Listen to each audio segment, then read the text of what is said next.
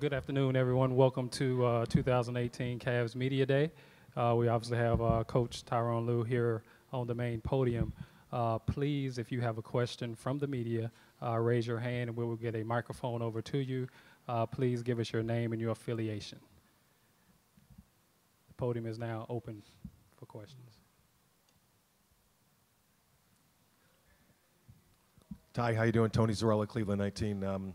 You talk about the challenge I know you're embracing, moving this team forward, but also obviously without LeBron being part of this group. We know how important LeBron is, to this franchise to win the championship in 2016, win the Eastern Conference 4 years in a row, and we're very thankful for that. I think now, we have new challenges, a new chapter as far as,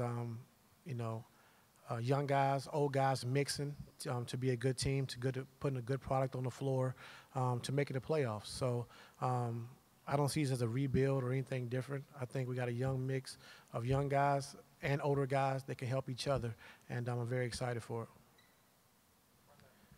Coach Tony Mitchell from WRGM Radio in Mansfield, ESPN Radio. After LeBron left, was there any decision-making involved in how you were going to approach this offseason, whether or not you were going to kind of tank like Philadelphia did for a couple years and then rebuild it back up from the studs, or was there always a plan to start from what you had and then build upon that? No tanking. I think start from what we had and build from that. And you can see that with, Dan giving Kevin Love the extension. Having older guys and older vets around to help the younger guys as we move forward. So not a rebuild at all. I think it's a challenge for all of us. It's something different with LeBron gone, but we're up for the challenge. And I think that challenge started this summer when all of our coaching staff, went out to these guys and, helped these younger guys to work on passing, ball handling skills, shooting, different things they're going to have to do this season to make us good. So it's a new challenge, but like I said, we want to compete for the playoffs.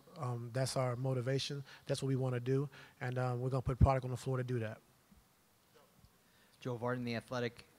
Ty, the spotlight, at least for now, on this team, this organization is gone. Have you felt that? I'm still here, Joe. Have you felt that yet? No, I mean, when you have the best player in the world who's dominated this game for the last 12 or 13 years, in LeBron, it's always tough to lose a player like that. But moving forward, talking to LeBron a lot this summer and just moving forward of talking to, to Dan and how he sees us, building and approaching this season of being a playoff team. And that's our goal, and that's what we want to do. And, we have one of the best owners in the game. He's going to spend money and do whatever it takes to get us to that point. And, with LeBron gone, I mean, the media circus, I think it calms down. But as far as what we want to do as a team, my coaching staff, players, that doesn't change. I think the culture is still the same. We want to win. We want to continue to get better. We want to continue to develop our young players while winning games and while having a chance to experience things in games to help them get better.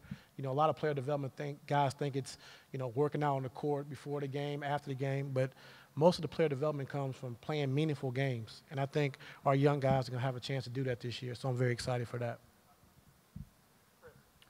Ty, Chris Fedor, Cleveland.com. How does your approach as a head coach change with this kind of group compared to the last group that you've had?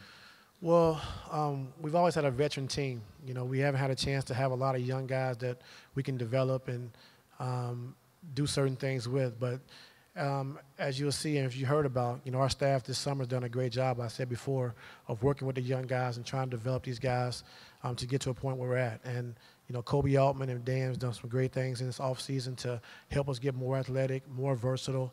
I think putting a product on the floor that can put pressure on you defensively and offensively. So I'm just excited for the challenge, and I know a lot of guys around here are as well.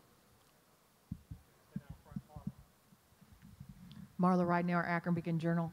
What skills will be required of you? I mean, do you feel like you're going to be a different kind of coach, or it sounds like you've just, you know, what will be most important that maybe you didn't use before? I think more so than anything, Marla, I think conditioning.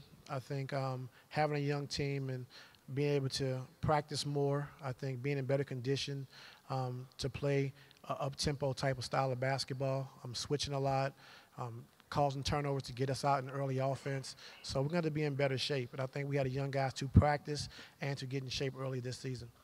Do you think you're going to have to teach more? Yes, ma'am. Like on a daily basis? Everyday basis. Quote from Doc Rivers, never assume they know. So, you know, we got to start from the bottom and, you know, just kind of build up. And our coaching staff has been doing it all summer. They're up for the challenge now. And so we'll see. Do you think in a sense this might feel a little bit like when you first came into the league just because of what you're going to be doing? As far as a player or as a Just coach? as far as your relationship with the players, maybe you'll be, you know, maybe it'll be different, or maybe you'll still be teaching during the season, you know, like. I mean, we got to teach for the whole season. I think, you know, to tell our team tonight, once we have our meeting, it's not about wins and losses, it's about wins and lessons. And I think, you know, we can continue to get better, you know, every single game, every single night, and that's what we're going to do. Emmett Golden, ESPN Cleveland. Ty, what are your expectations for Kevin Love this season? For Kevin, I just think getting back to being a number one option that he was in Minnesota. When he carried that franchise in Minnesota, had great numbers, you know, had a great talent around him. And I just think, you know, here in Cleveland, it's his first chance to be the number one option. So he's excited about that. I think his training regimen this summer speaks volumes to how he knows he has to play this year and who he wants to be. And he's very excited for the challenge.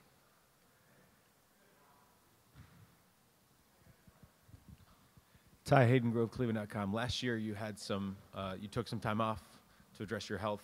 How are you feeling coming into this season? Recharged, renewed, ready to go? I thought before the press conference I might have taken some time off again, but I feel pretty good now, so I'm good. You saw Kevin Love this summer kind of continue his thoughts on mental health and depression and all that. What have you thought of the way that he's handled everything in terms of kind of coming out on the forefront of that fight, I guess you could say? Well, I mean, I think it's very important. You know, I take it very serious because I've experienced some of that as well. And just for an all-star, a perennial all-star to open up, I think, to the fans, to the world about, you know, mental health, I think has been big. And, you know, a lot of people have reached out to me just telling me how big it's been for Kevin opening up so their kids and their children can see, you know, it's just not, you know, it can happen to professional athletes as well and celebrities as well. And I think Kevin opening up and being that vehicle to younger people, younger generations, seeing that Kevin Love, oh my God, he experiences it. DeMar DeRozan, I think it takes a tough, powerful guy to do that. And by them doing it, it just raises awareness and hopefully can help a lot of people in the future. Spencer Davies, Basketball Insiders. Going and branching off of that Kevin Love stuff, how do you see him bringing awareness to this mental health stuff, being a leader off the court? How does that translate to being a leader on the court? I think it's a lot harder, I think, as far as the mental illness and mental awareness, because you're speaking to a mass of people, where being a leader in a game, 15 people, that's easy. You know, I think, you know, being a leader to, you know, a whole world about, you know, mental health is very tough. And to open up to share that, I think is very difficult. And, you know, as a professional athlete, you know, you always want to be tough and the tough guy, but to break down and open up about, you know, mental illness for Kevin, I think was a huge step. And I think you'll see a lot more people doing that as well, and it can help our younger kids and a lot of other people going forward. Ty, Greg Swartz, Bleacher Report. You've talked the last couple of years about playing with pace.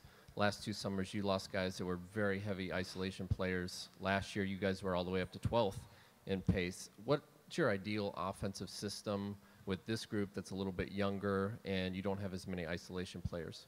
I think, you know, trying to score off turnovers. I think it starts with our defensive pressure of getting up in the guys and, trying to cause turnovers first and foremost.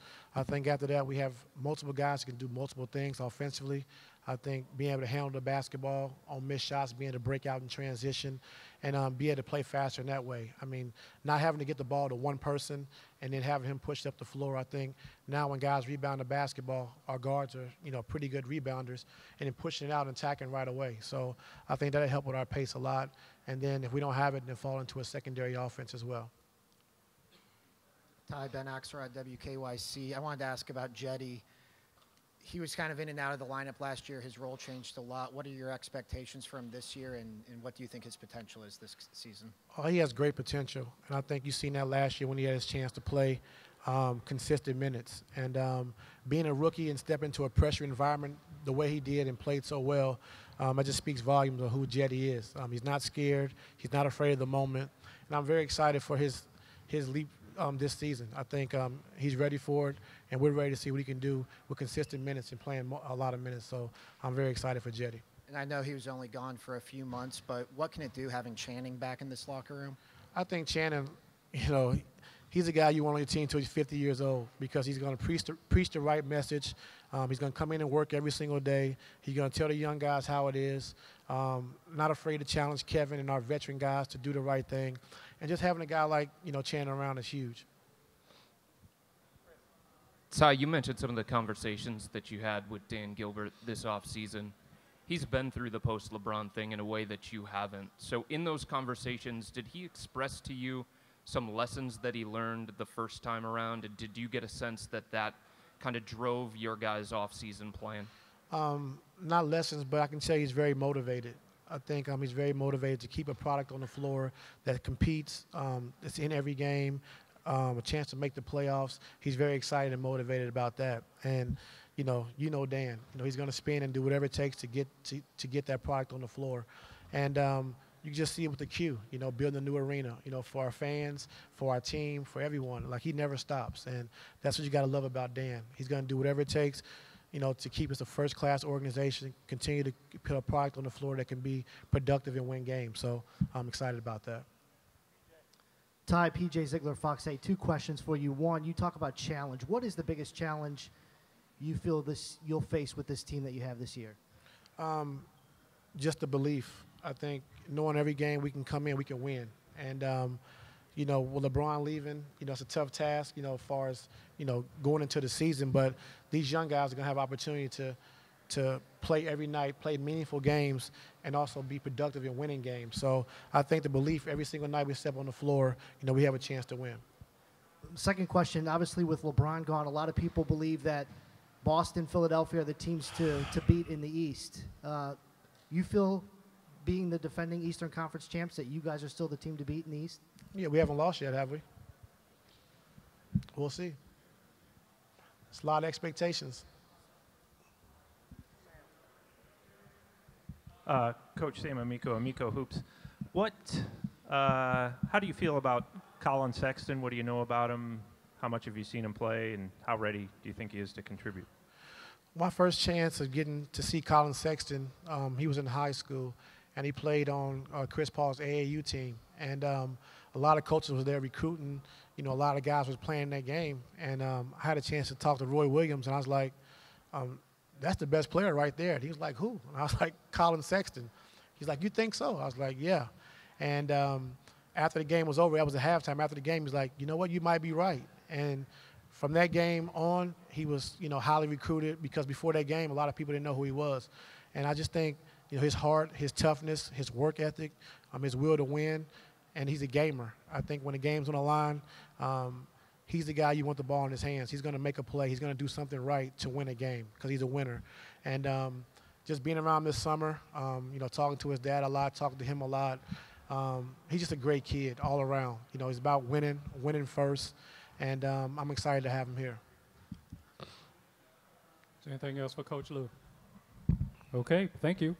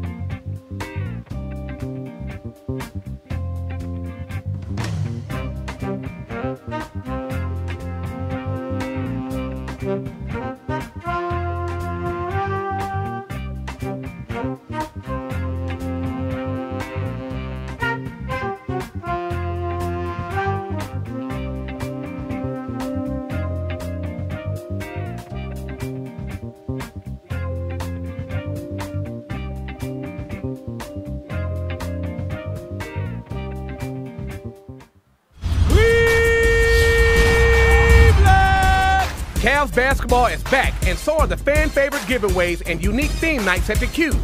This year's promotional schedule features 4 bobbleheads, family fun nights, Bud's Night Out, and so much more. Don't miss out on all the fun. Head to Cavs.com/promos to see the complete schedule and get your tickets today. Cavaliers basketball, all for one for all.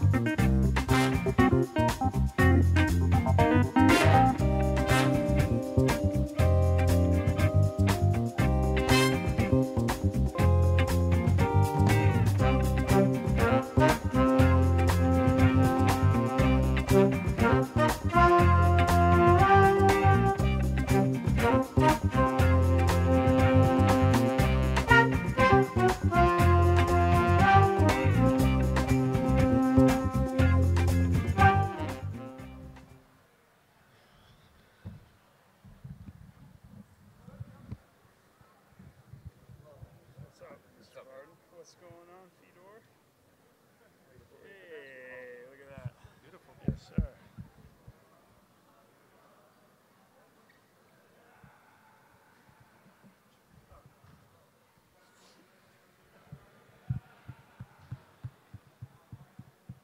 All right, we'll open up to questions for Kevin.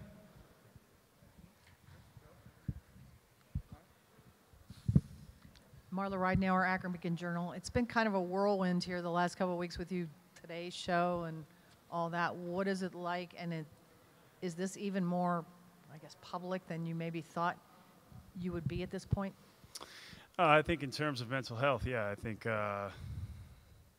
just in seeing the reaction after I wrote the Players Tribune article that everybody's going through something, it was pretty apparent that there was a community in all this, and that, has continued to grow more than any time in my career or in my life. I've had people come and share their stories and come up to me and just be really transparent about what they're going through. So, for me, I felt it was very fast, but it was time to make an impact from and for that community. So, here we are today. That's going to continue to grow and continue to evolve. But from that aspect and that side of things, I'm very excited. Chris Fedor, Cleveland.com. Kevin, where did the idea of the Kevin Love Fund start, and how proud are you of that? The idea started really, organically. Just knowing, seeing what at least my father's side of the family, including him, what they had gone through, and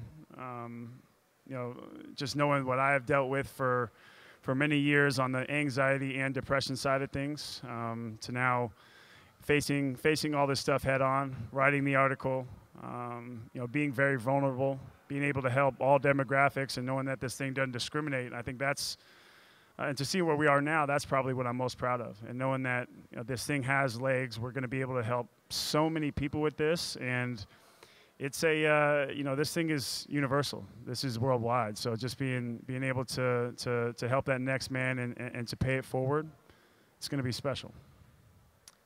Hey, Kevin. Greg Swartz, Bleacher Report.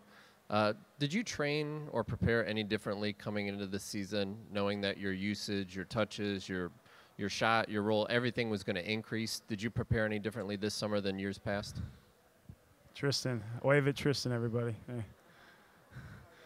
I think, speaking of the mental side of things, I think just preparing my mind for getting a lot more touches, whether it be for post-ups, for pinch post touches, and a lot of pick and rolls. I know that we're going to have a ton of movement. We're really going to have to be in shape, but I think a lot of guys are excited for how our offense is going to flow, and then just being able to be really gritty on the defensive end. Everybody always talks about, we need to play harder. We need to get to 50-50 balls. We need to play physical. But this team, I believe, really has the cloth, for lack of a better term, to be able to do that. So it's going to be, really fun to see where this team heads and be able to build something. Lauren Burrell, Channel 5. Has helping other people empowered and helped you? Absolutely. I think it's also made me in a lot of ways more empathetic.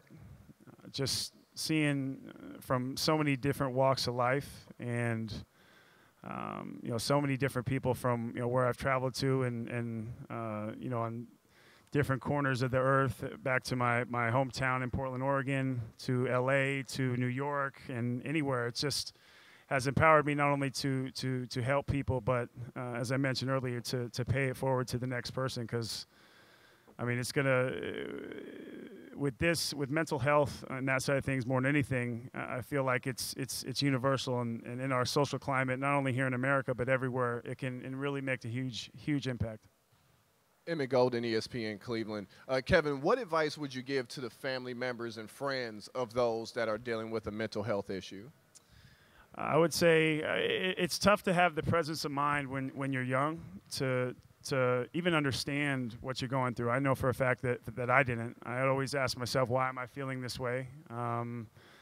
But as a parent, that's something that I'm going to have to learn when that time comes. And then also, I would just tell the kid, don't be afraid to speak. It might not be us. It might not be a family member. It might not be a parent. It could be a cousin, uncle, brother, friend, counselor, teacher, anybody that you look up to that that you can bounce ideas off of and bounce how you're feeling off of. So I think for most people, it's right at an arm's reach. And thankfully, even with communication now. You can FaceTime with somebody, you can text, you can call. No matter what it is, I feel like we have this community, and no one now, especially with beating down that stigma, a lot more people are going to come forward, and knowing that somebody else is dealing with something, that communication is going to be key, and that transparency is going to be key. Kevin, Joe Vardon, The Athletic. What do you think success looks like for the Cavs this year? Success, I would say I keep talking about building something. I don't know what overachieving would be for us, but we're going to be a team, I feel like, that are going to surprise a lot of people. We know what we want from, or Ty Lue knows what he wants from us, and vice versa. And we have guys that have been here, have guys that know how to win, have guys that knowing losing the best player in the world, we're going to have a fresh start. So I think that, coupled with having a bunch of young players that are going to be ready to go and learn on the fly, as well as, you have, Colin, who's going to come in and make a huge impact right away and have to learn and make some mistakes and learn from those. But also Jetty is going to get a lot more time, and so on and so forth. So we have first and second year guys got to make a huge impact, and, solid veterans that have one more year under the belt with playoff experience as well. And then you hosted some or most of the guys in Miami a couple weeks ago. What was the vibe like? Vibe was great. We were just getting into our new sets, really trying to have time off on the court, but off the court as well. Just anytime you can I talked about communication earlier. Anytime you can, get that going, have the camaraderie aspect going as well, and just having time spent, because we haven't spent that much time together, is very key for us. Spencer Davies, Basketball Insiders. It's one thing to lead 15 people on a basketball court, but for the whole leadership thing on the mental health awareness and with the Kevin Love Fund, did your basketball experience as a leader help at all in you championing this thing going forward in mental health and spreading that awareness? And can it kind of help vice versa as a leader on the court as well?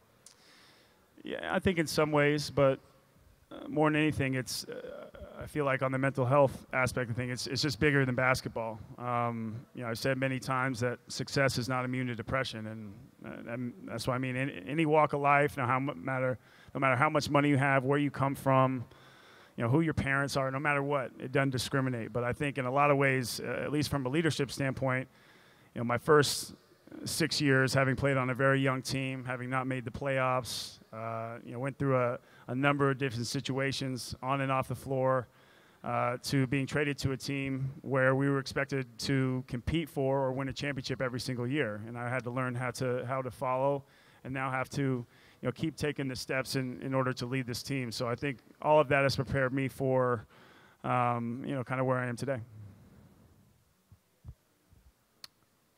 Kevin, did you ever doubt that the organization was going to go in the direction that they chose to this offseason, giving you the extension for 4 years and trying to compete for a playoff spot still, even after LeBron left? Sure. I mean, anytime you have the possibility or you lose the best player in the world, anything can happen. I mean, I wasn't sure. Wasn't 100% sure, and I told Kobe this, even after talking with him face-to-face, knowing that we wanted to very likely get something set in stone. I told him this is where I wanted to be, but you just never know. Nothing is outside of the realm of possibilities. As we've seen a million times in this league, this is a business, but this is where I wanted to be. I won a championship here. We had won a championship here in 2016, had a lot of really special memories, and I wanted to keep that going. LeBron was such a big presence for you guys behind the scenes. He was such a strong voice. Obviously, they're going to be looking at you as one of the guys to step into that particular role. Do you have to change anything from that approach from a leadership standpoint with this group of guys compared to the past? Yes, just be more vocal. And there was a lot to be learned from LeBron. There was a number of things. I mean, I think Richard Jefferson or maybe Channing said it in the offseason. He's a huge camaraderie guy. I mean, every city we go to, there's always some group of guys going to dinner, some guys going to watch games, drink some wine. That whole aspect that helps develop a family type atmosphere, and there's continuity out there on the floor with that. But I think between the lines, being more vocal, leading by example, and just trying to be an extension of the coaching staff. So I think in a lot of ways, not saying that I'm going to have to grow up, but I'm going to have to take the next step in my evolution as far as leadership goes. Ty just said a little bit ago that he's going to have to teach every day. Do you think, what kind of teacher have you seen that he's been so far, and you're curious to see sort of a different side of him? Yeah, he's a player's coach. I think between him and when you saw Ty go out with health issues last year, LD stepped up, Larry Drew stepped up and was great for us. But both those guys, unbelievable X and O guys, can adjust on the fly.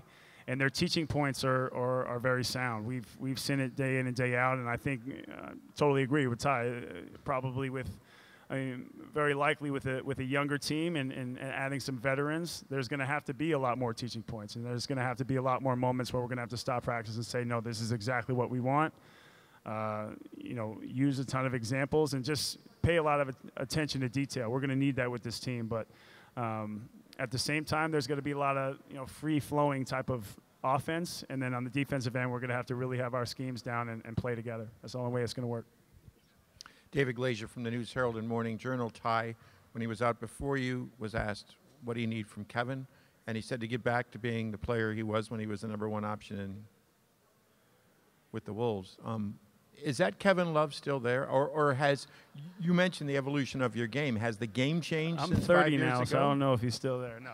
I know. No, I'm kidding. I know no, you're still young, but absolutely. I think it's. Is that Kevin Love still there, or has his game changed? My game has definitely changed. Will there be nights where my statistics are gaudy? It's very, very likely. But as far as I don't think I'm.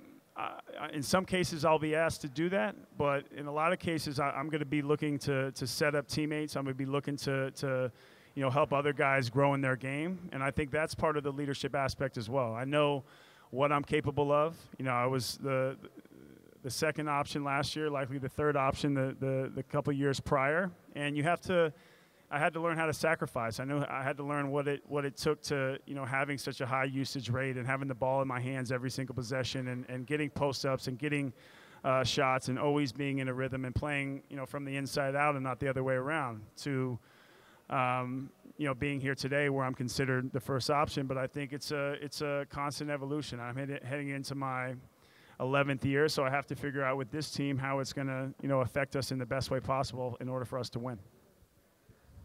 Kevin, PJ Ziegler, Fox 8.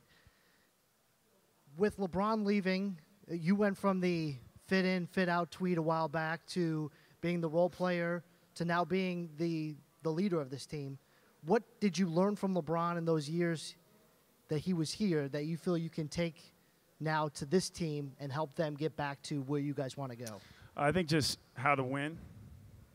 I think how to win was a very big key. What it means to how hard it is to win basketball games in this league, taking everybody's best shot.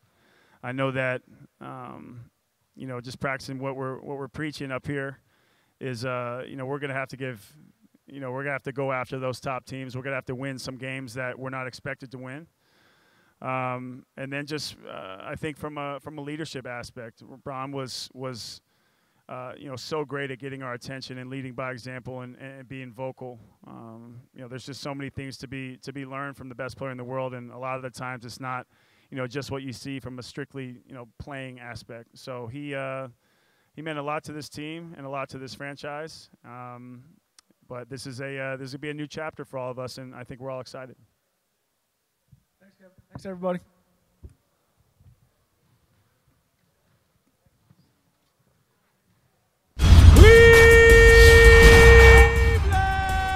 Cavs basketball is back, and so are the fan-favorite giveaways and unique theme nights at the Cube. This year's promotional schedule features 4 bobbleheads, family fun nights, Bud's Night Out, and so much more. Don't miss out on all the fun. Head to Cavs.com/promos to see the complete schedule and get your tickets today. Cavaliers basketball, all for one, one for all. The Eagles, live in concert. Performing over 4 decades of hits. Take it to the limit. Quicken Loans Arena, Saturday, October 20th. Get tickets now at theqarena.com. The Eagles, hosted Hotel California. The 40th Anniversary Deluxe Edition is available everywhere now. For more, check Eagles.com. Having sold more than 100 million records worldwide, the iconic Cher returns. Here We Go Again Tour 2019, performing hits spanning her entire career. Quicken Loans Arena, February 6th. Get tickets now at theqarena.com.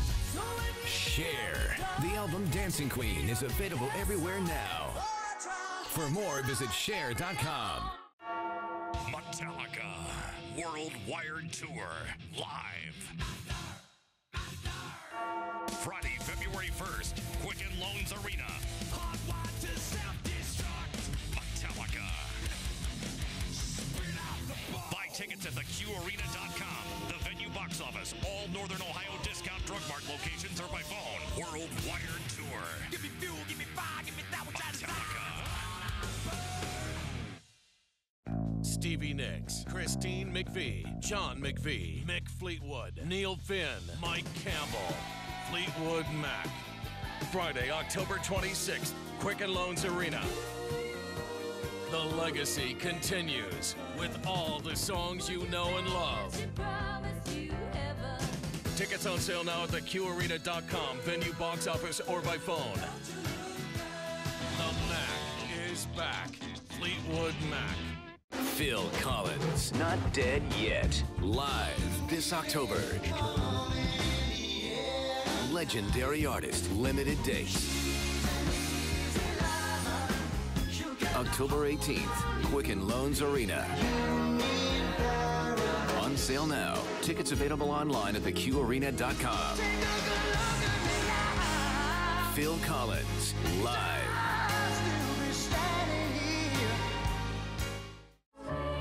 Millions of fans have made this show their rock holiday tradition.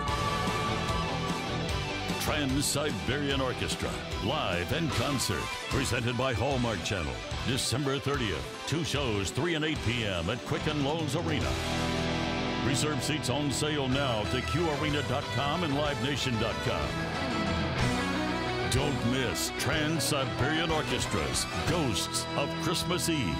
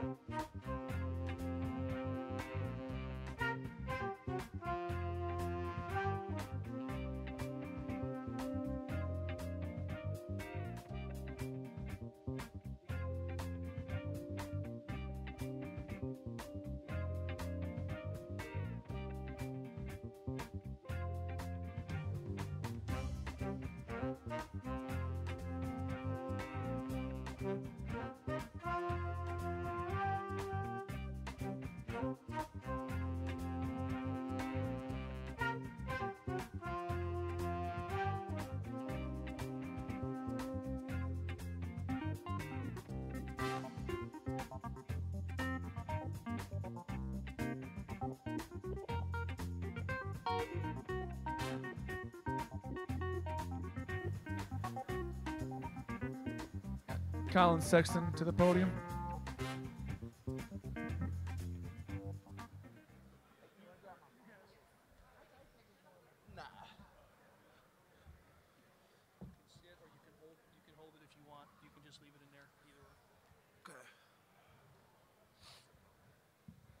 Speakers on? Is it loud? Yep. All right.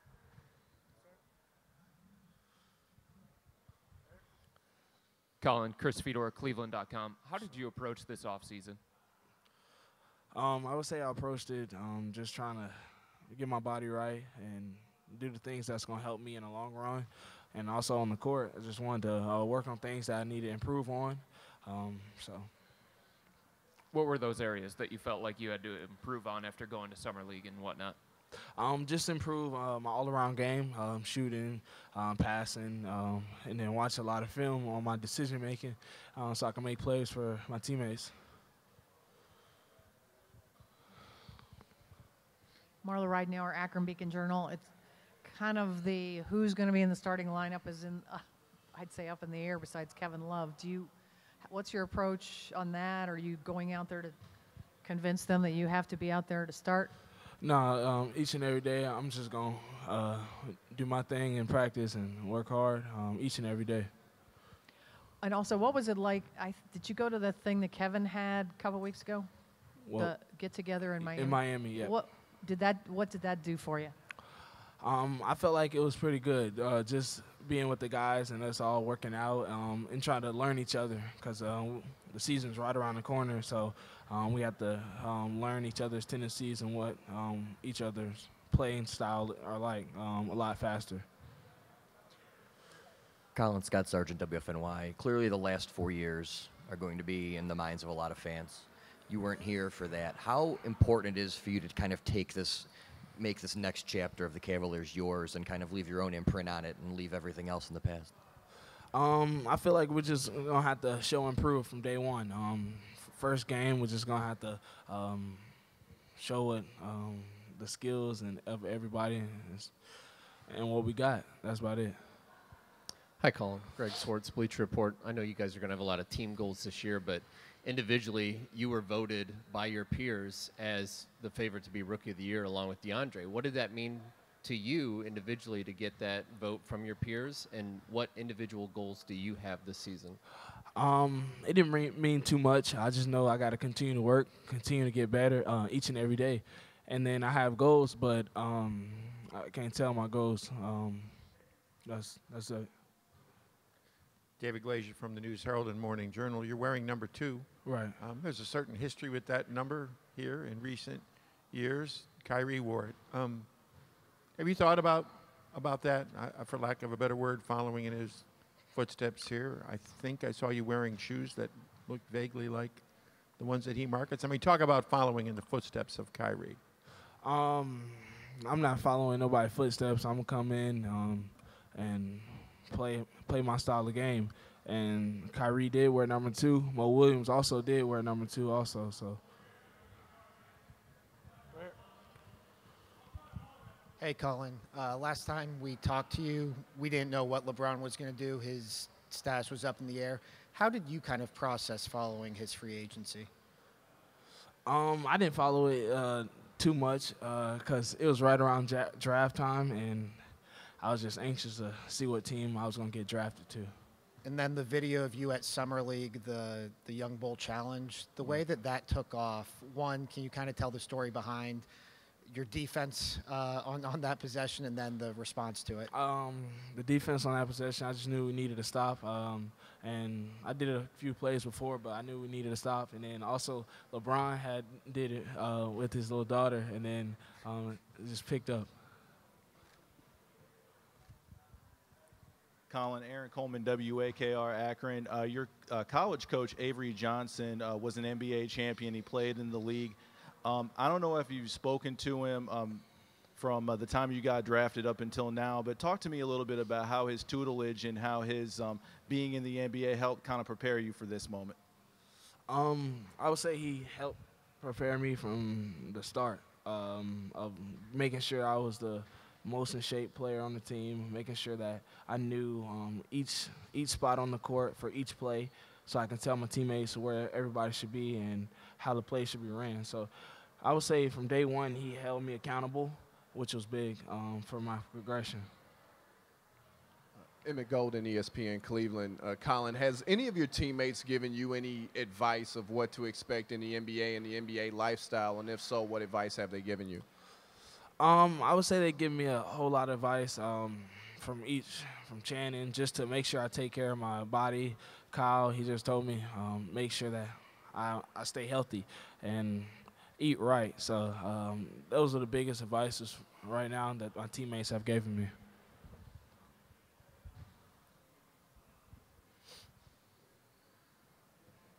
Oh, sorry. My bad. Sorry about that. Spencer Davies, Basketball Insiders, here in the middle. With Kevin championing this effort for mental health over the summer, I know that you had your own event in Georgia, giving back to your community. Just what does that say about him as a person, and how does that make you confident in him as a leader, not only off the floor but on the floor? I would say he's going to be the captain, the leader on his team, and it's big for him. He's helping us all out, especially like gathering us in Miami, and that helped tremendously. And then also giving back to my community is going to be something that I plan to do years on down the road. Colin, PJ Ziegler, Fox 8. When you came here right after the draft, the Cavs were coming off a loss in the NBA Finals. There was some excitement that the franchise had gotten a guard, but you didn't know the status of LeBron. Right. As you come back here now and you're getting set to start training camp tomorrow, is there a different vibe you feel around this team as you guys get prepared to start training camp? It is a different vibe around here, just because we know we have to show and prove and work that much harder. I feel like we have goals set as a team that we want to reach, and we're going to try to reach and achieve them each and every day when we come to practice. All right. Thanks, Colin. Thanks, everybody.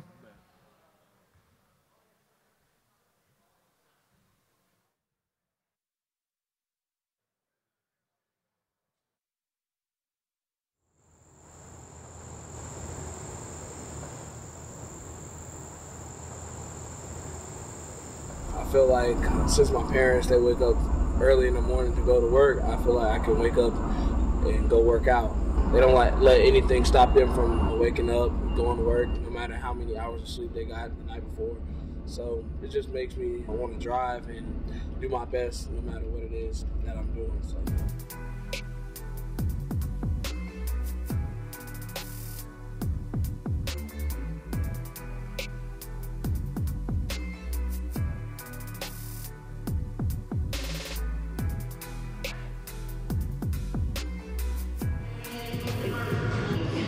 Some more. 11. Excellent.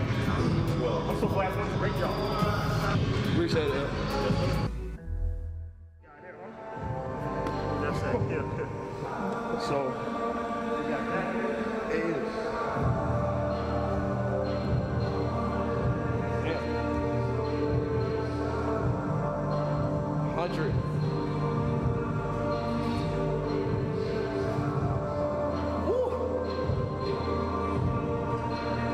Let's actually move over here.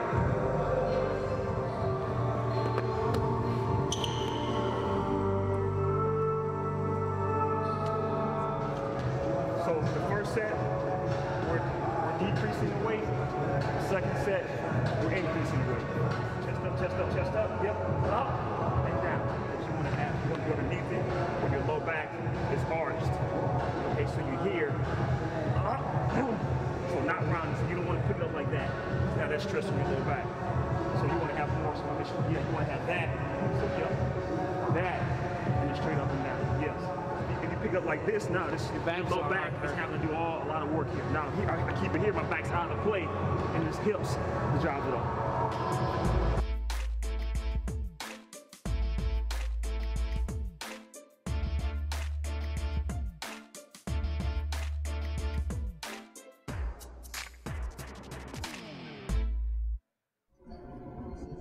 One camp I went to, it was an Allen Iverson camp. During that time, Allen Iverson, he was one of the top players for sure.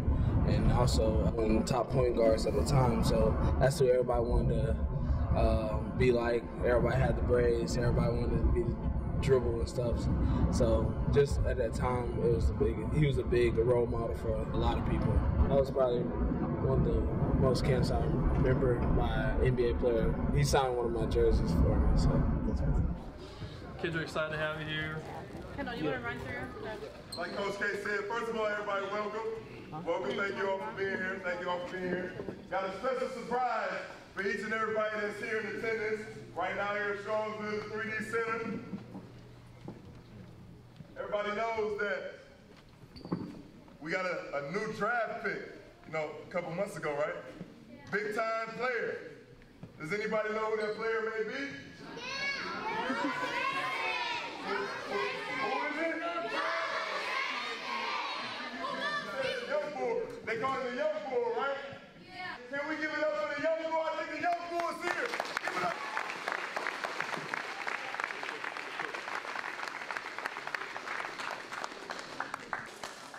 Good. So we've been working on something here at the Cavs Academy. We call it the Young Bull Challenge. I'm sure you're familiar with it. Now here's why they call him Young Bull. Looking to take on any matchup. This guy has 33 points. Just look at him. Physical. He's ready. Campers, you guys are going to help Colin decide who has the best Young Bull stance. The Cavs Academy, it's an official training program from the Cleveland Cavaliers, and this is for youth players, youth participants only. What we do here at the Academy is that we provide quality training. So, if there's training and drills and stuff that our guys are doing in practice or in the game, this is what we're teaching at the Cavs Academy. So you have that relationship between, what is watched on TV through 82 games and some, and then it also correlates to what we're doing here during our camps and clinics. Young fella, it's up to you. Let's see it, let's see it.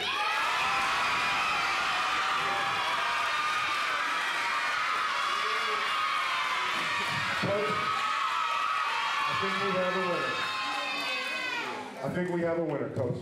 Congrats.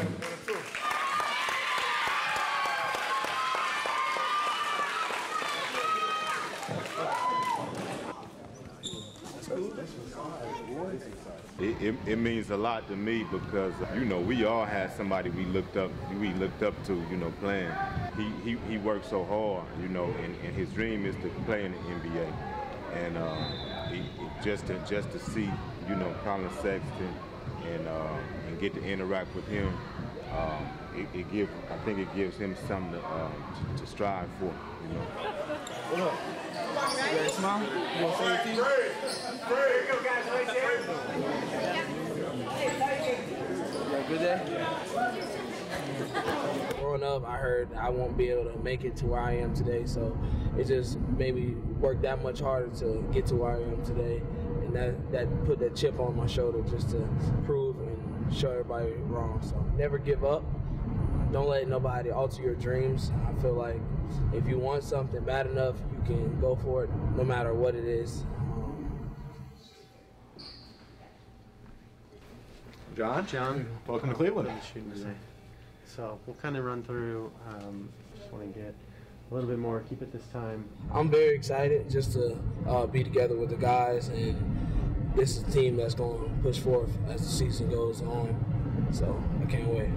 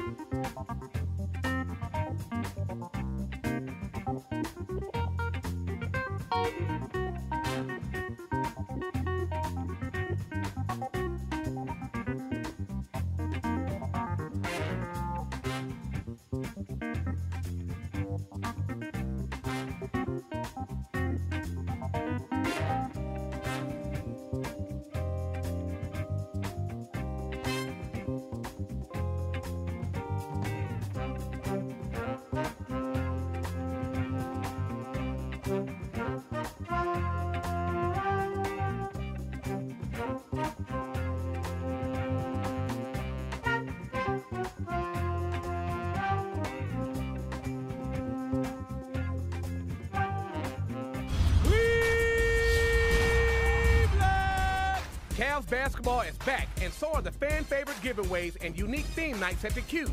This year's promotional schedule features 4 bobbleheads, family fun nights, Bud's Night Out, and so much more. Don't miss out on all the fun.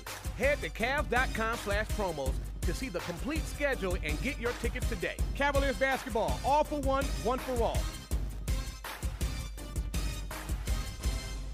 The Eagles, live in concert.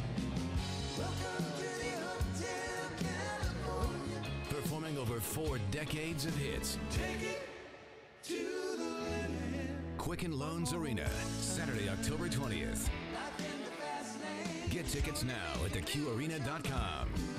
The Eagles, Hotel California. The 40th Anniversary Deluxe Edition is available everywhere now.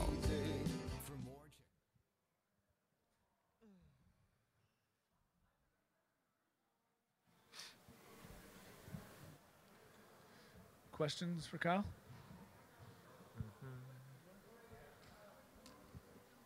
Go ahead, Dave.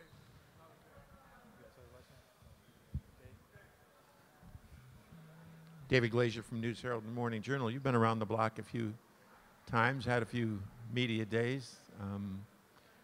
In the real world, you know, where does this team stand in the immediate aftermath of LeBron James deciding to go to the Lakers. I mean, what do you see happening to the degree you want to indulge the crystal ball? In the real world, where do I see this team? You know, we're going to evolve. You know, we're going to play a different style of basketball. If we don't, we probably won't be that good. And I think that's what you mean by the real world.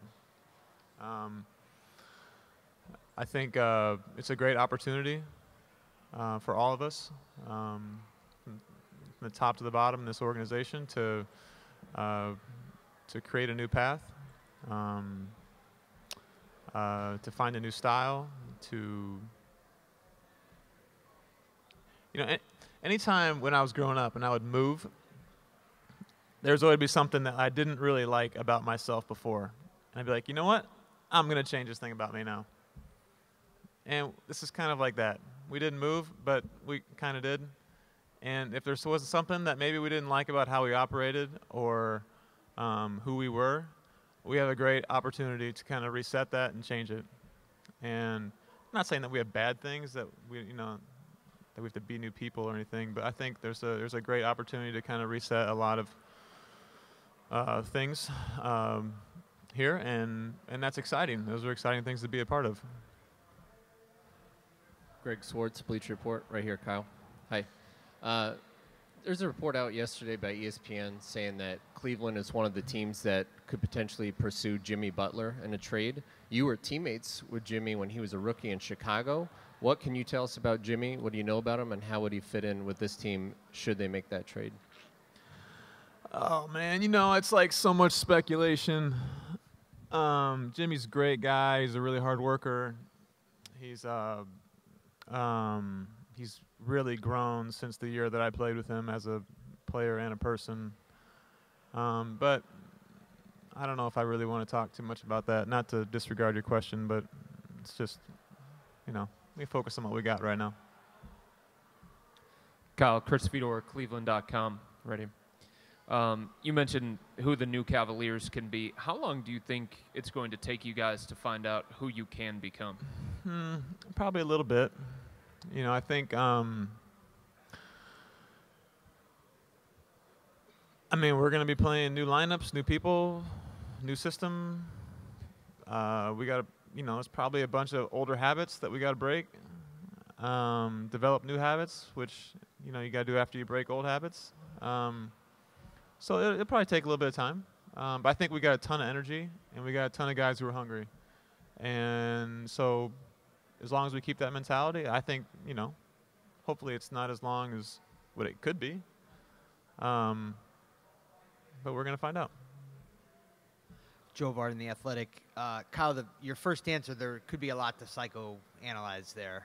Please don't, because I didn't give it a lot of thought. If anything, does LeBron leaving give the guys who were here the last couple of years maybe a chance to be more like yourselves than the kind of player who you need to fit the role when you're playing around a guy like LeBron? Yeah, I don't want to like point fingers at why someone's not something or why someone maybe wasn't what they were before. Like, that's just a bad game to get sucked into. I think that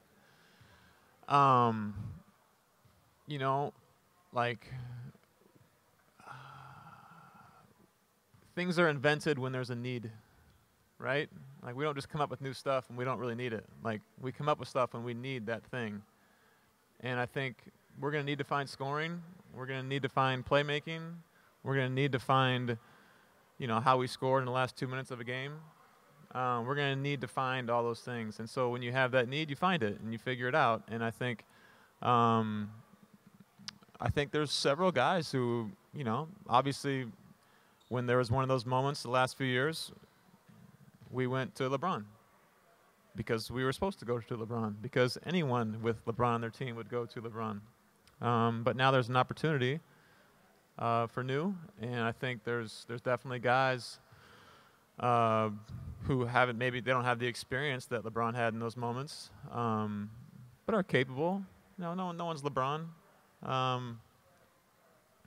but we get to figure out new things, and that's kind of what I was trying to say. We get to create a new identity, and we get to expand our games because there's a need. And so that should be, as for us as players, that's exciting.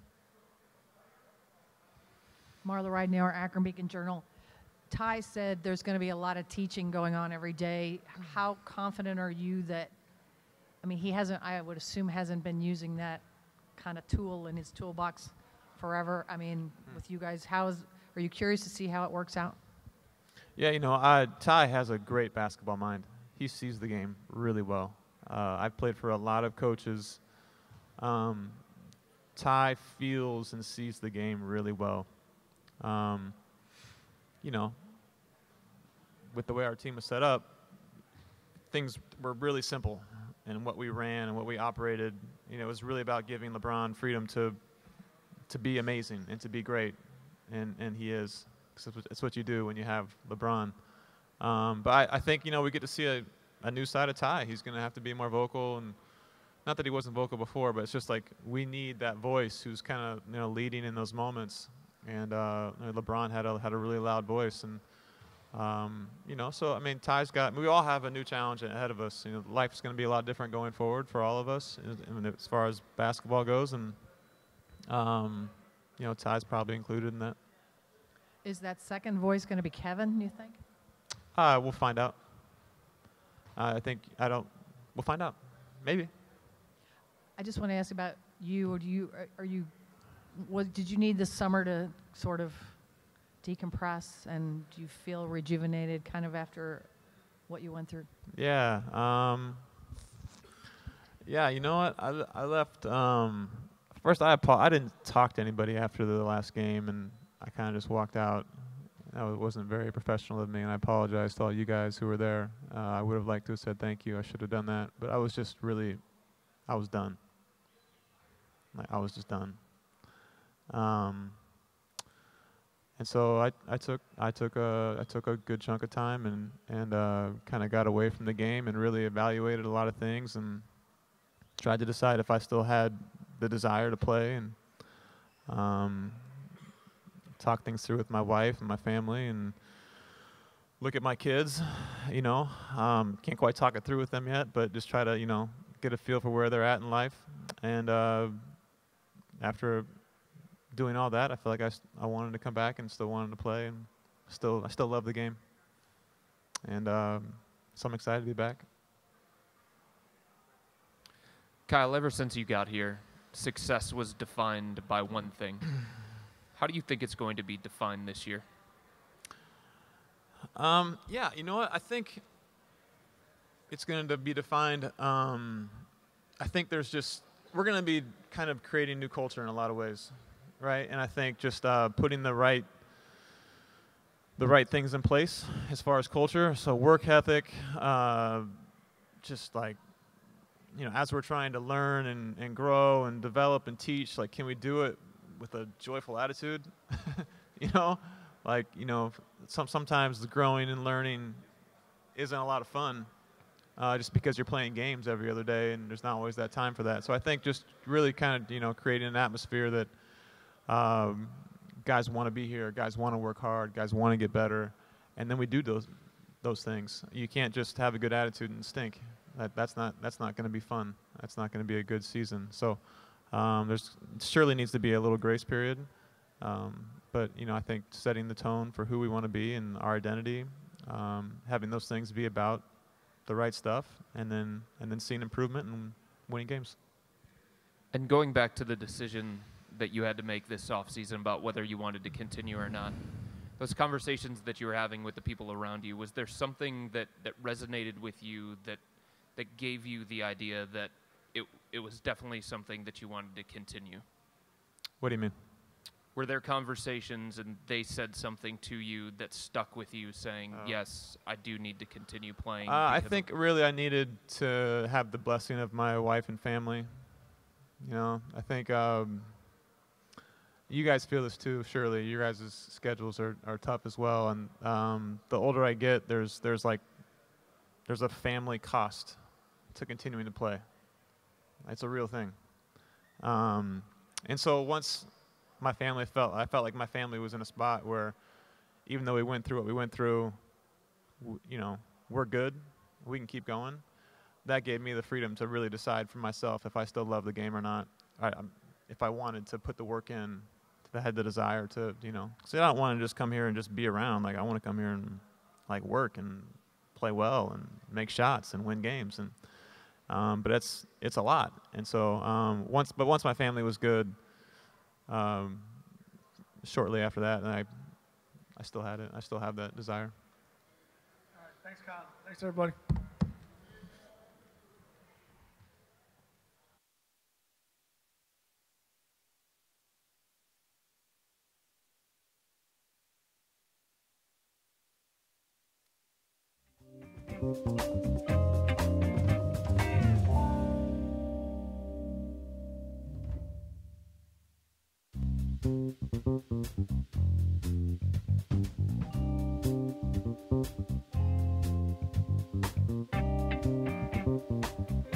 We'll have Tristan up here momentarily.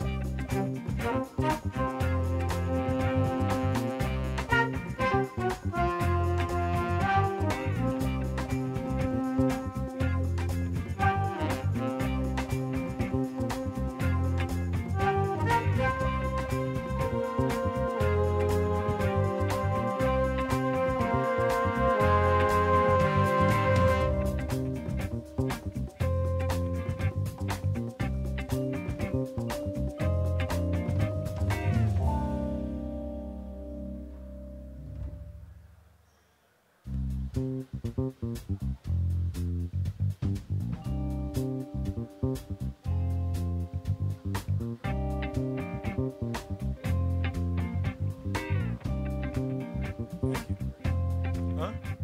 There we go, man. Yeah, thank you. Questions for Tristan?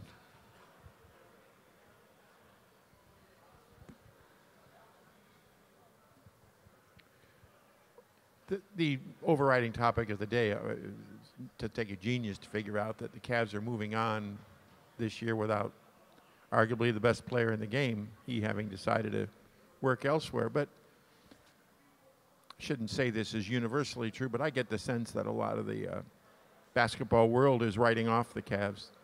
And I'm just curious if you've sensed that as well, and if you had, what's your reaction to that? I think they've been writing us off since probably since we all came together in 2014. I think they wrote us off against Chicago when Kev got hurt. I think they wrote us off against Atlanta when Kyrie was hurt and Kev was out. I think they wrote us off again. I mean, we did lose that series, but we won 2 games against Golden State the first year. The second year, it was 2-2 versus the Raptors. They thought that the Raptors got momentum. Now going to last year with no Kyrie, with the team that we had against Boston, they definitely wrote us off again. So we're used to that. I think me, Kev, JR, we've been through this this whole journey together, and I think you guys enjoy writing us off, and I think we take the challenge. I think T. Lue definitely takes the challenge, and our front office takes the challenge, our ownership takes the challenge to prove people wrong. And I think that's what makes this organization special, and that's what builds a culture. Always being ready to stand up and fight. And it kind of represents the city of Cleveland. Always underdogs, always being written off, but always proving people wrong. So they've been writing us off for a while, and we keep just making special magic. Marla Ridenour, Akron Beacon Journal. There's a whole lot of uncertainty about who's even going to be in the lineup besides Kevin. I mean, how are you taking this challenge? Come in ready. Come into training camp and bust your tail and be competitive. At the end of the day, everything should be earned on this team. That's how you build the culture. That's how you build stability, is by guys earning their keeps. So, whoever's coming in training camp ready to play should play. And, for me, it's just, do what I have to do and be myself. Coach Lue mentioned earlier that there's going to be like teaching every day. I would assume that's going to be somewhat different from you guys. Are you anxious to see that teaching side of Ty? Of course, but we know T. Lue is definitely capable of doing that. Of course, there's going to be more teaching this year just because of the group that we have. Obviously, myself, JR, Kev, Channing, Kyle, those guys definitely know, what Coach wants, what Coach Lue wants offensively, and what Coach Longo wants defensively. Those guys are familiar, but we got 7 or 8 other guys that are kind of, new to this.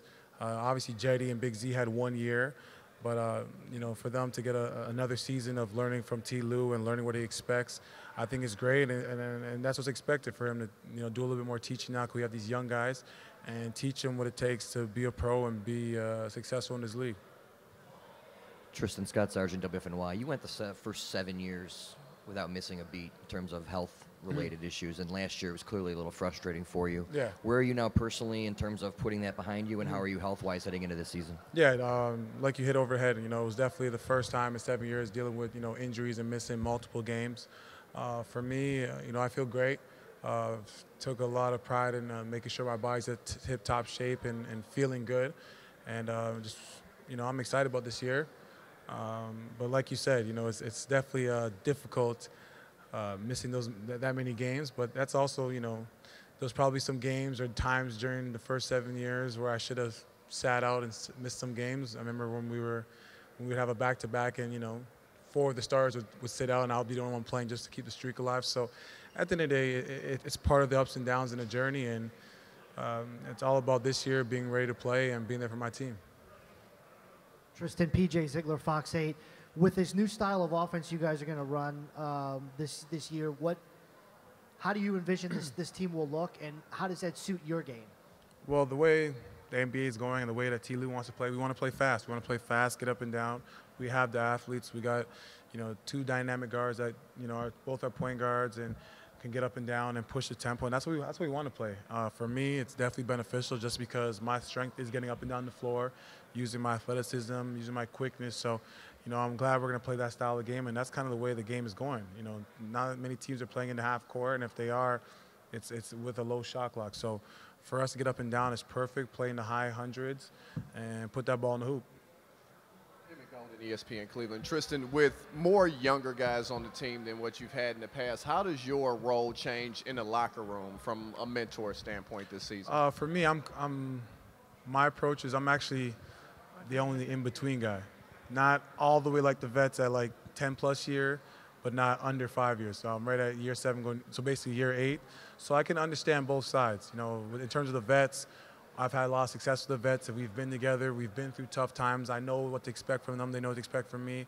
For the young guys, I just got to be able to help lead them and kind of just be able to be that voice. Sometimes, for younger players, it's kind of tough for them to understand the older guys. Older guys, a little tougher to understand the younger guys just because of the times are different. Life is different for both. So for me to be able just on that borderline to kind of relate with both would definitely be huge. I think it's definitely my role in the locker room to make that transition easier for, Colin and Jetty and Big Z, for those young guys to just come along. So I'm excited. Cami Justice, WZIP. You've been on the team for a while, obviously. We've got some new pieces and some young guys. We talked a lot about camaraderie.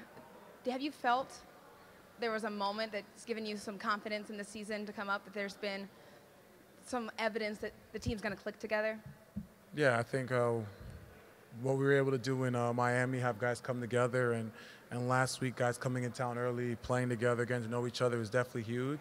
And like I said, I think what helps the team mesh and the camaraderie help is when you have multiple players that have been around each other for X amount of years, and the young guys and new guys can see that, and then hopefully they're just sponges and want to just be a part of that and join that. So that's going to be the key right there. Tristan, Chris Fedor, Cleveland.com, standing in front of you. Yeah. What's up, Chris? What's going on, T? How did you process LeBron's decision? At the end of the day, I was happy for him. As soon as he made the decision, I texted him. At the end of the day, it's me and LeBron's relationship is bigger than basketball. It always has been, always will be. So at the end of the day, he did the best decision for what he felt for him and his family, and I definitely support him. We'll definitely be watching Lakers games. So, I'm happy for them. I'm happy for those young guys to have an opportunity that I had. I'm happy for the Kuzma, the Lonzo, and Ingram. I'm happy for those guys to experience what I experienced, what me, Kyrie experienced, and Kev experienced of being around LeBron, being young guys that never had success in the league, just maybe personal success, but never had team success. I'm happy for those guys that they can experience that. And, I've seen a couple of them. I've told them absorb it, be a sponge. It's not going to be easy, but it's everything he does is going to be beneficial for you in your career. So just absorb the whole moment. And if we go back to when you first came in the NBA with Kyrie, this organization was in a post-LeBron era trying to figure out its direction. It was about some other things other than winning at that time. Yeah. How will it help a guy like Colin Sexton being in an environment this time where it's about winning, it's about chasing a playoff spot, it's about... Yeah, I think, like you said, my first year, when me and Kyrie first came to the team, if you looked at the roster, it was kind of guys that were, borderline still pros. And the team was kind of just in the rebuilding stage with, starting off with me and Kyrie. And then having Andy as our leader or Anthony Parker as our leader to kind of just show us, or Antoine Jameson to show us what it takes to be pros, and then let them off and let those guys go and retire. So now it's different. We still have guys that are still playing at a high level, better players overall. And this is a team that wants to be competitive and want to fight for a playoff spot. So for Colin, it's a little different. He's going to have more help compared to what me and Kyrie had. And for us, it's really on, myself, Kev, JR, and G Hill, and Kyle to come out and be productive. I think if we play at a high level, we'll take some of the pressure or the stress off Colin, and that's what we want. Tristan, Spencer Davies, Basketball Insiders here in the middle. You've known Kevin for a while, and he's definitely grown as a person. He's championing. You're trying to grow his beard out like him. I see you trying to grow your beard out like him. A little bit. Yeah. Championing that mental health awareness effort here over the summer. How have you seen him grown, not only as a leader on the court, but just off the court as well, and how does that translate both ways? Yeah, no, he's grown so much since I first met Kev till now. He's taken so much steps forward in terms of just being, more in the forefront. When he first joined our team, he was more the guy that would kind of stay quiet and kind of more reserved. But now, last couple of years, he's kind of found himself in terms of just being able to speak up, voice his ideas, be more at the forefront. And what he's able to do with the mental health is huge for him to, take a stand and really open up about that, because, we all go through things in life, and it's tough. It's tough. People just think we just dribble the ball and put our socks on and just go hoop. But, we have real life issues just like any one of you guys here. We all have that, and it gets tough. So for him to be able to, take the lead in charge and do that, it says a lot about his character, and it shows you his growth as a human. Because if you ask Kevin if he would come out and say that 4 years ago, there's no way in hell he would come out and say those kind of things. But he's grown so much as a man, he's able to just stand in front and say, hey, this is what's going on, and this is the reality. Thanks, Tristan. Thanks, everybody. We'll have Jetty up here in a minute. Jetty.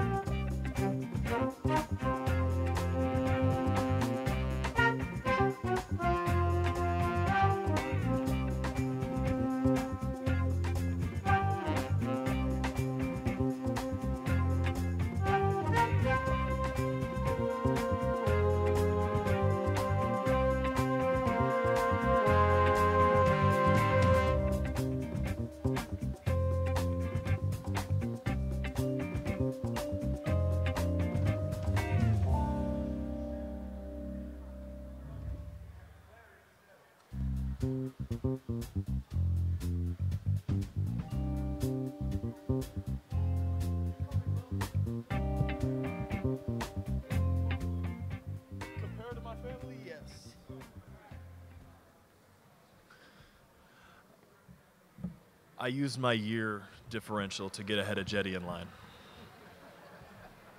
Questions for Larry? Am I picking people or are you picking people? Hey, Larry. What's up? Greg Swartz, Bleacher Report.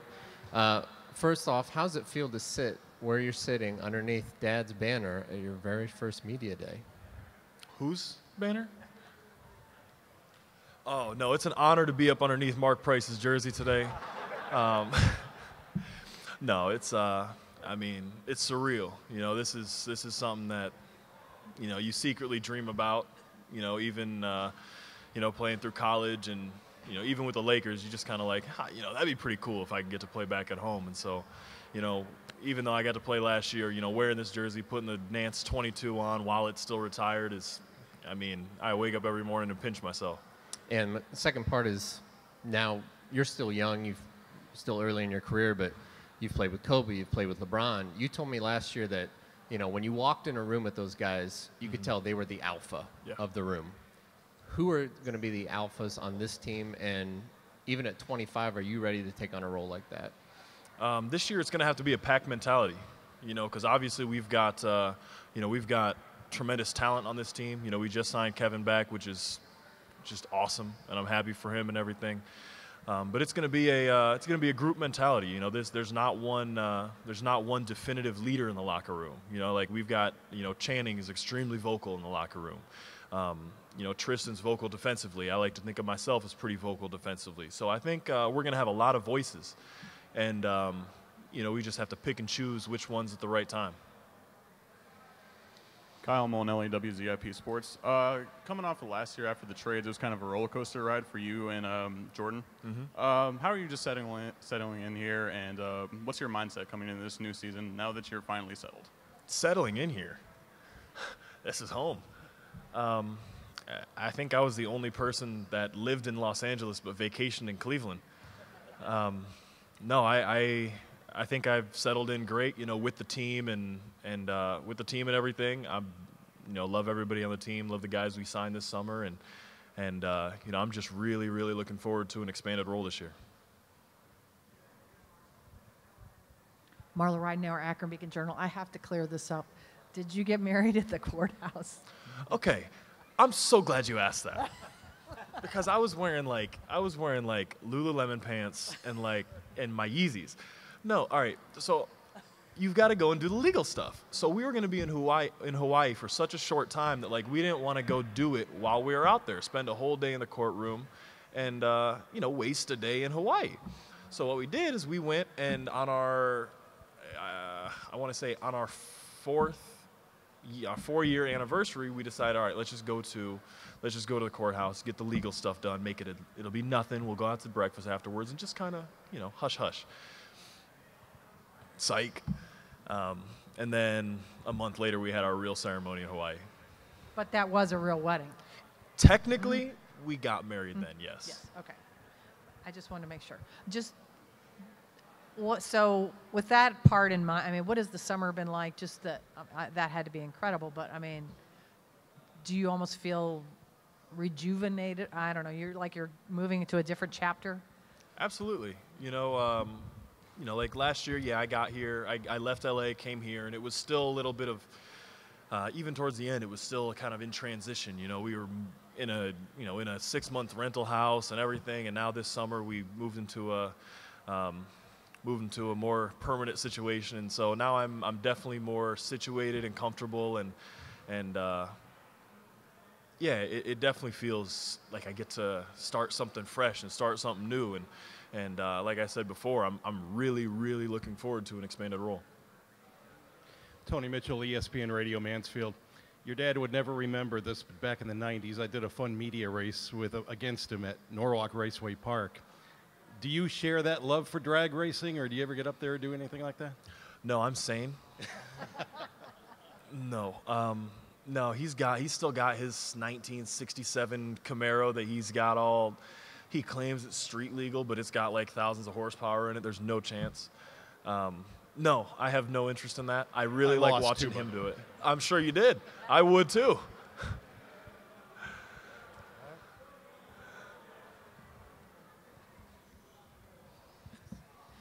Jordan Zerm, ESPN Cleveland. Larry, you've been talking about you're excited for your expanded role, and I know a lot last year was so much playing off LeBron, the pick and roll, the alley-oops. I mean, for you, what part of your game are you most excited to kind of showcase and expand on in this new season? The playmaking ability. You know, that's something that's kind of gotten tucked away since I came into the league. You know, I've been a roller, a defensive player, a rim runner, and an athlete more than anything else. But, you know, I personally, I think I've got a great vision of the game. You know, I see a lot that's going on, and you know, playmaking would be the biggest one. You know, getting it off the rim, grabbing a defensive rebound, and pushing it myself, and having our wings, you know, run and our guards run as well. So, you know, I think if I can get into the lane, a lot of teams are not going to want me to get 2 feet down and jump. So here comes the help defenders, and I can make that pass out. So I'm really looking forward to the playmaking ability for sure. All right, thanks, Larry. Sweet.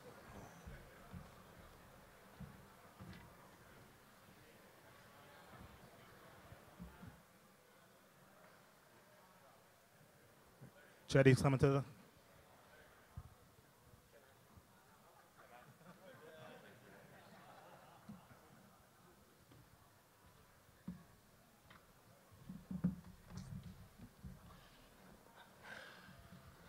Oh, man. Hello, everyone. Marla Ridenour, Akron Beacon Journal. It sounds like, you're going to have an expanded role. Are you ready? And how much did what you did this summer play into getting you ready for that? Actually, my summer was pretty busy. I had a lot of games.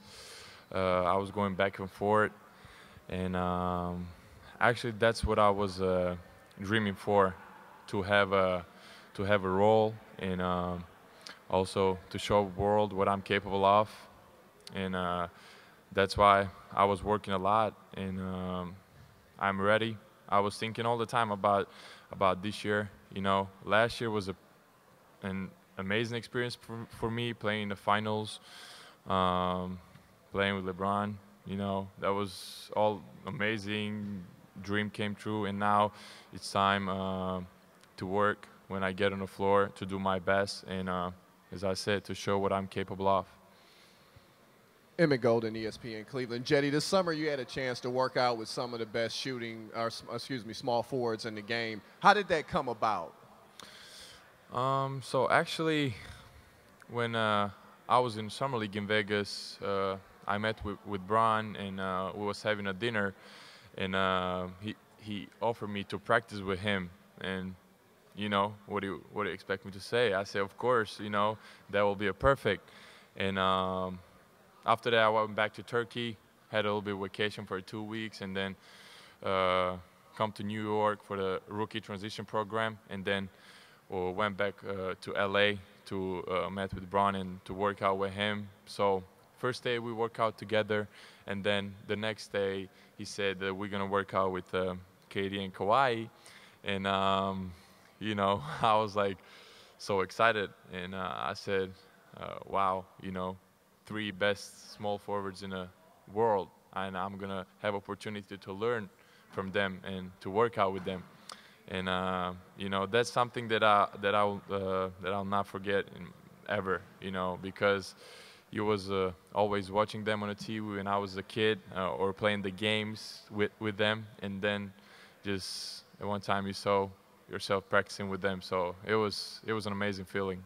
And what did you learn from them while you worked out with them? So, you know, the best thing that I liked was that they were talking to me. You know, they were talking to me about the practice that we were doing, and that was enough. Just talking to me, and you know, it was a simple workout, but for me, it was the best workout in my life. Jetty, Chris Fedor, Cleveland.com. What went through your mind when you learned of LeBron's departure? So I was sad, and because I wanted, during the year I did a couple interviews, and they were asking me always, what if LeBron's leave, you know, what is your expectation? And I said, of course I'm gonna be sad, and because we had a lot going through with him. You know, we was good friends, and actually I think our energy was the ones that actually make us better friends. And you know, he helped me a lot during the season.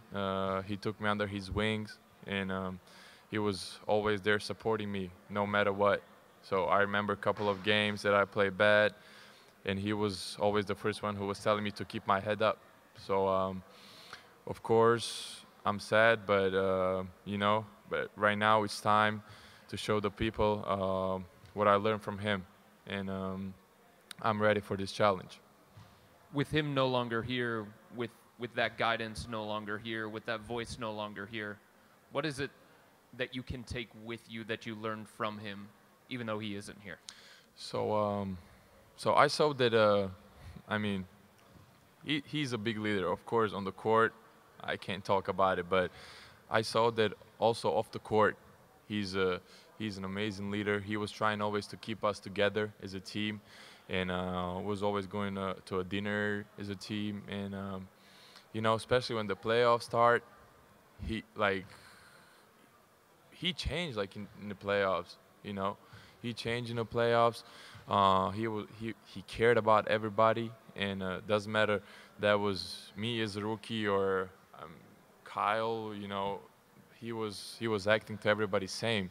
So so for me, the most important part to learn from him was as a leader, what can I do, or on the floor when the things are going bad, how to act. That was the most important things for me. Chetty, Greg Swartz, Bleacher Report. You had a really big summer, obviously. Summer League, you looked really great. Your shot, three-point shot, looked much improved. Did any of that come with, did you work with Kyle Korver on your shot, or how did that come to be and improve? So from the beginning of the season, I was working a lot on my shots with the coaches. And of course, Kyle was a big part of it, because whenever I shoot, he was over there watching me and telling me what will be best for me. And also, you know, it's not just working. Also, I was watching him a lot, so I would see how he shoots, how he reacts on the game, how he shoots on the practice. So especially after the practices, on the game days, we was always shooting together, and he's definitely a big part of my shooting form, and he helped me a lot during the season for my shot. In the second part, how do you feel your game has progressed as a playmaker? I know Summer League you had some big assists, some really nifty passes. Your numbers were high. How do you feel comfortably as a playmaker in this offense? As you said, I was playing a lot in the Summer League as a playmaker together with Colin. But also, when I was playing national team, I was playing the same way.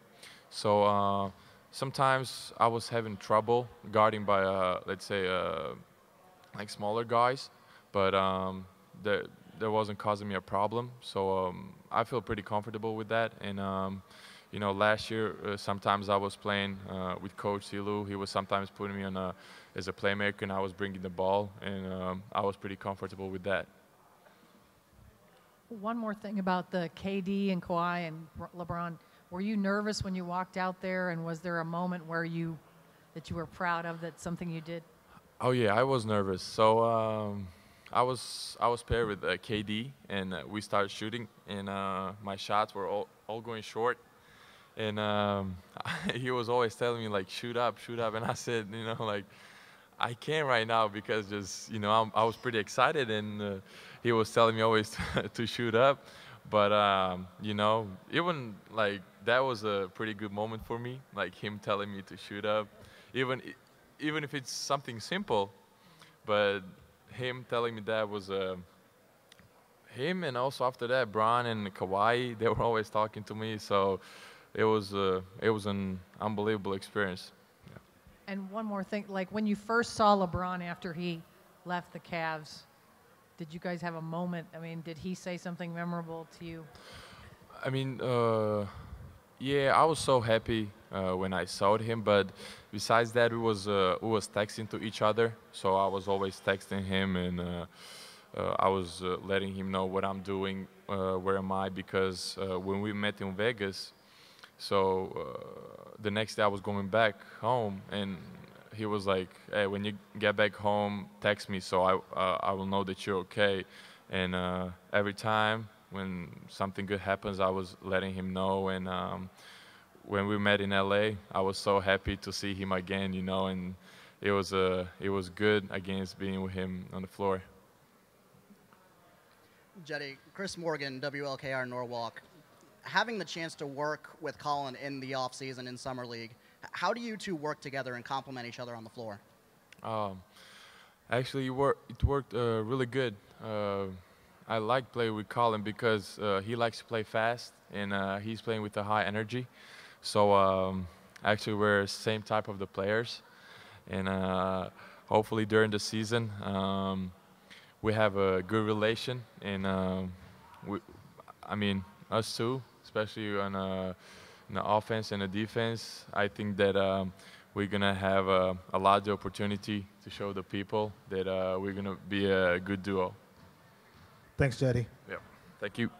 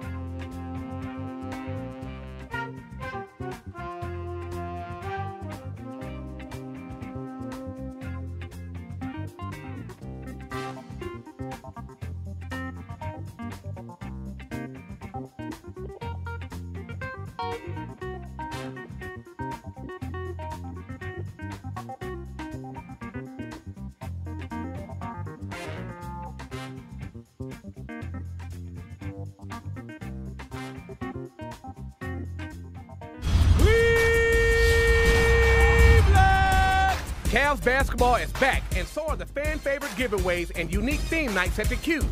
This year's promotional schedule features 4 bobbleheads, family fun nights, Bud's Night Out, and so much more. Don't miss out on all the fun. Head to Cavs.com/promos to see the complete schedule and get your tickets today. Cavaliers basketball, all for one, one for all. The Eagles, live in concert. Performing over 4 decades of hits. Take it to the limit. Quicken Loans Arena, Saturday, October 20th. Get tickets now at theqarena.com. The Eagles, Hotel California. The 40th Anniversary Deluxe Edition is available everywhere now. For more, check eagles.com. Having sold more than 100 million records worldwide, the iconic Cher returns. Here We Go Again Tour 2019, performing hits spanning her entire career. Quicken Loans Arena, February 6th. Get tickets now at theqarena.com. Cher, the album Dancing Queen, is available everywhere now. For more, visit Cher.com. Metallica World Wired Tour live. Friday, February 1st, Quicken Loans Arena. Metallica. Buy tickets at theqarena.com, the venue box office, all Northern Ohio Discount Drug Mart locations, or by phone. World Wired Tour. Give me fuel, give me fire, give me that which I desire. Stevie Nicks, Christine McVie, John McVie, Mick Fleetwood, Neil Finn, Mike Campbell, Fleetwood Mac. Friday, October 26th, Quicken Loans Arena. The legacy continues with all the songs you know and love. Tickets on sale now at theqarena.com, venue box office, or by phone. The Mac is back. Fleetwood Mac. Phil Collins, Not Dead Yet, live this October. Legendary artist, limited dates. October 18th, Quicken Loans Arena. On sale now. Tickets available online at theqarena.com. Phil Collins, live.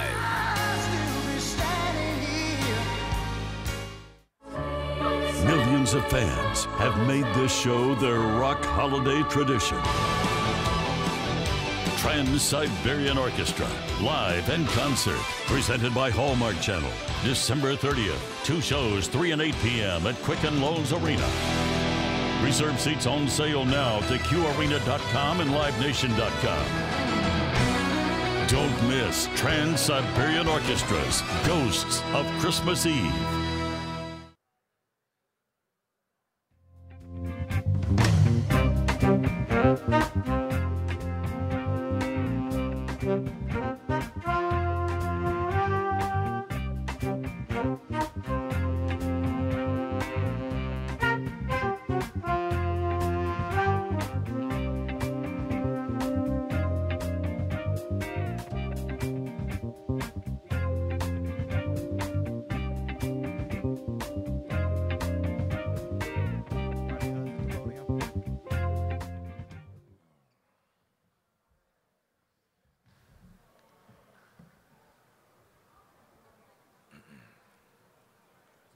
Hey, what's up, bro?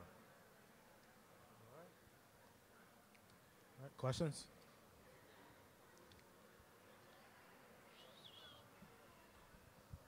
Hi, Rodney. Greg Hey. Swartz, Bleacher Report. First of all, it's good to have you back. Thank you, Was appreciate there ever a point in time you thought maybe you wouldn't be back with the contract negotiations this summer? And is there any reason why you think a deal didn't get done besides money? And then what role do you think you're going to be most comfortable in this year? For the first one, I always, felt like I'd be back. Especially being restricted. I always wanted to. I pictured myself coming back in the first place. I just took a lot longer than I thought. The second question, I forgot what you say. The role, just getting back to myself. Being a scorer, being more aggressive. Just being a different player than I was, in the past few months when I was here. So just, introducing myself to Cavs fans. I think I'm excited about that. Rodney, Chris Fedor, Cleveland.com. Despite what the contract is, do you view this as the place that you want to be long term?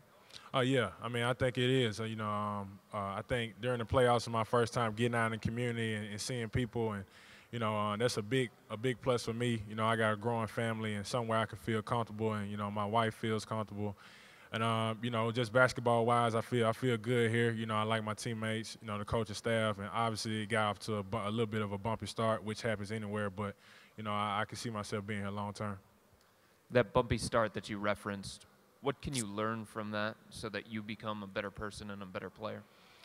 Just a lot. The way I felt during that time. Never to feel that way. So just putting the work in the summertime and making sure I'm doing what I need to do individually to be better, and just to dust yourself off and move forward. That's the biggest thing. I've been through bumps before in my life, and just to continue to move forward. And I think people will see a better version of me this year. Coming off what happened in the playoffs for you personally, how would you define individual success this year? I would say just my mom talked to me a lot this summer about just smiling, smiling more on the court, just having fun with it. I think a lot of times we get caught up in, maybe it's playing time, maybe it's contract situation, all of the things that can stress you out. But at the end of the day, this is the game I've loved since I was a little kid. So getting back to that, and having fun out there this year, regardless of how it turned out. And I know it turned out good because I put the work in, but just having fun with it. Marla Ridenour, Akron Beacon Journal. First, what's your mom's name? Vicky Hood. Vicky, how you spell that? Vicky. Okay. And when did you guys have those conversations? She actually was out here during the playoffs and during the time where I wasn't playing. And she just always talked to me. She sent me messages every single morning. Her and my aunties, her sisters.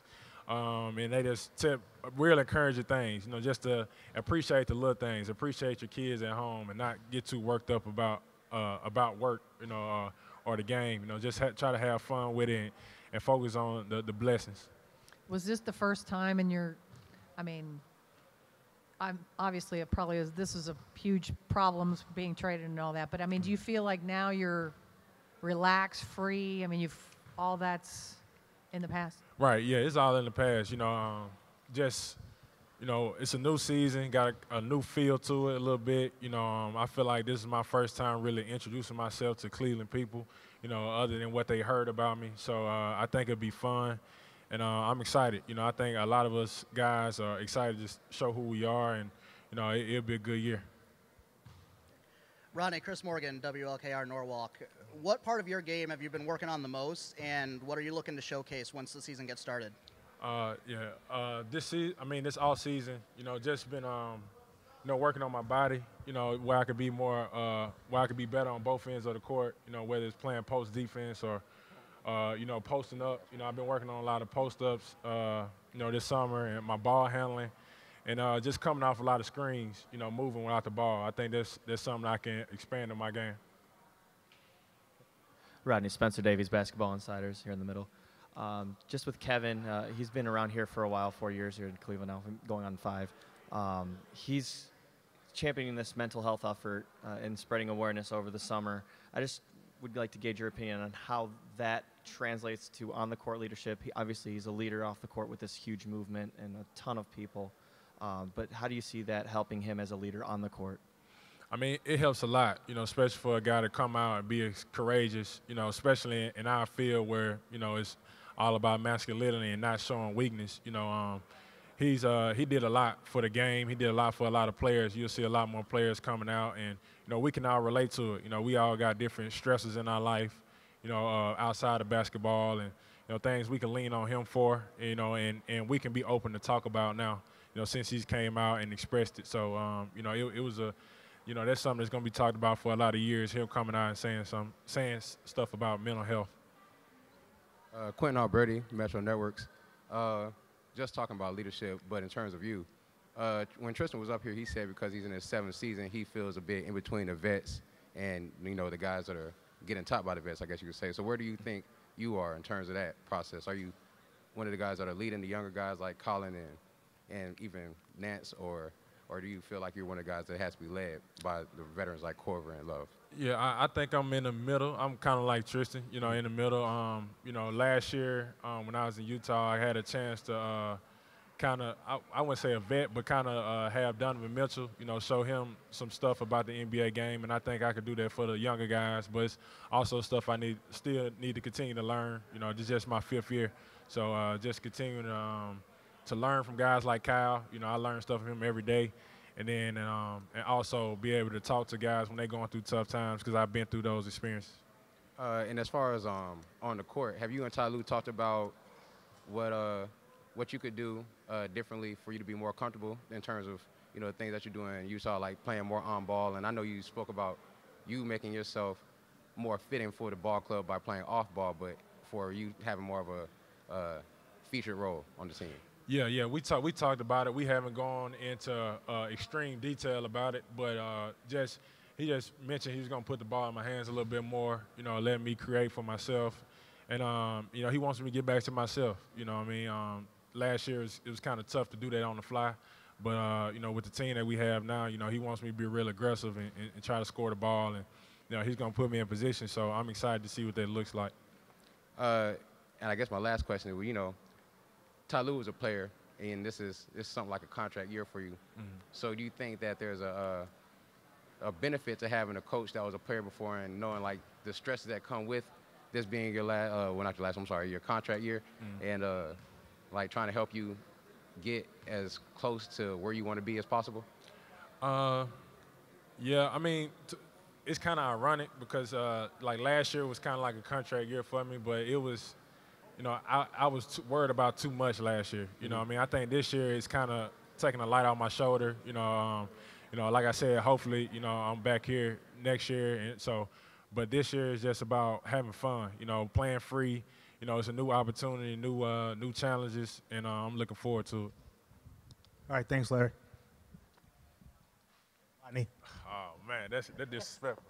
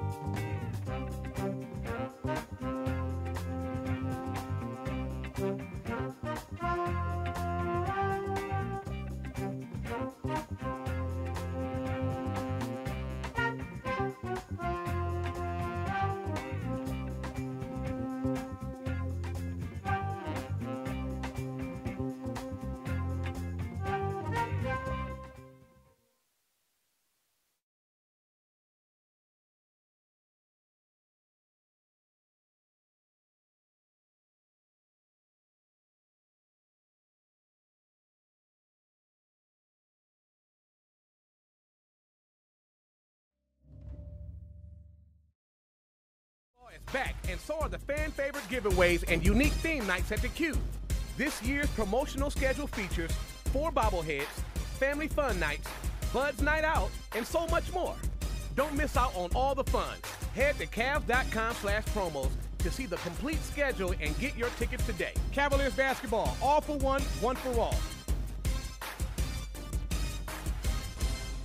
The Eagles, live in concert.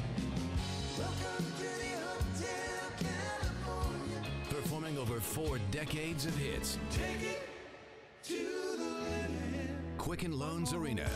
The Eagles, live in concert. Welcome to the Hotel California. Performing over 4 decades of hits. Take it to the limit. Quicken Loans Arena, Saturday, October 20th. Get tickets now at theqarena.com.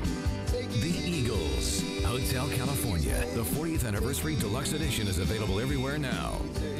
For more, check eagles.com.